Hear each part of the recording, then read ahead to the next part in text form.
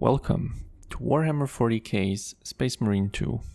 This is review 20 of my Steam Library Marathon. If you didn't have much contact yet with Warhammer like myself until recently, listen up. I'll give you a TLDR of the lore so you too can purge heretics and be a cool meat behemoth in power armor. The world of Warhammer 40k is bleak. Think medieval religion but in space. Humanity spans the stars, ruled by an immortal corpse god, the Emperor, or Big E as the kids call him these days.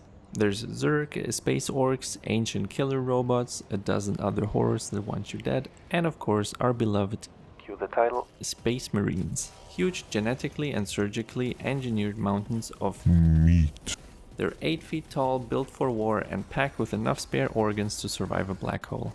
In Space Marine 2, you don't just play any random marine, you play Demetrian Titus, a 300-year-old decorated ultramarine legend, once accused of heresy, stripped of command, exiled to the Death Watch, now reborn as a Primaris Marine. My pledge is eternal service. This game does a phenomenal job in sucking you into the 40k universe. The detailed environments, the voice acting, the designs, the high amount of action, the huge armies you fight throughout the game. This game swallows you whole. Look at the detail on these guys. There's a photo mode you could change to at any point and just hang out and appreciate everything in peace. The game, as well as the cutscenes, are gorgeous.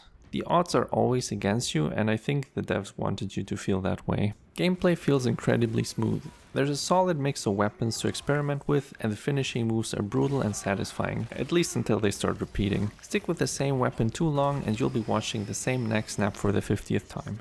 Gunplay is tight, hits are impactful, and mowing down hundreds of Tyranids in a single charge is great fun. That said, towards the end of the campaign things do start to feel repetitive. It's like, oh look, a new wave of 6 enemies, clear them, cool, now here's another pack, clear those too. And hey, guess what's waiting behind door number 3? More of the same. Also, I don't know what they were doing with the jetpacks. They give you this awesome jetpack mechanic and then use it for maybe 5 minutes. It feels like a missed opportunity. At some point, I just wanted to see how the story wrapped up.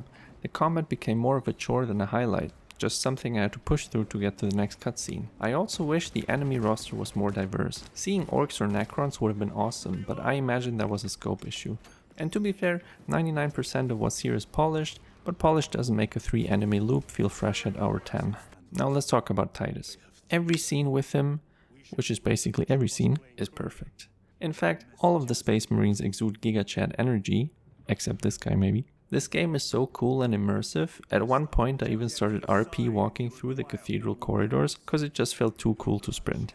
Story-wise, meh, is functional but not gripping. Go here, save that guy, go there, grab the thing, now hold this position. It's the visuals, the atmosphere, the setting, and the Marines and their relationships that carries the weight. A subplot in the game is whether his brothers can trust Titus since they found out some things about him. This keeps tensions high and makes for an interesting dynamic between them.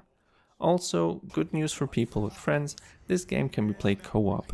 If you don't have any friends like myself, NPCs will take over. Honestly, they were pretty useful in my playthrough, always getting me up immediately and disposing of enemies themselves. The difficulty felt just right, never too easy, always on edge and just barely getting through. At the end of each section I would be hanging on by a thread, hoping that a checkpoint was around the corner. As for the multiplayer and other modes than campaign, I didn't touch any of it. It took me around 12.5 hours to finish the campaign. And fun fact, if you remember my PC building video, I got the game for free when I bought my CPU during a promo. Full price for Space Marine 2 is $60, which is not the cheapest, but if any of what I've said so far sounds like your kind of fun, it's worth it. Space Marine 2 is an absolute banger. If you like this review, like, subscribe, hit the bell. I post a new one whenever the Emperor wills it. Check out my last video and the whole playlist here, and as always, good luck.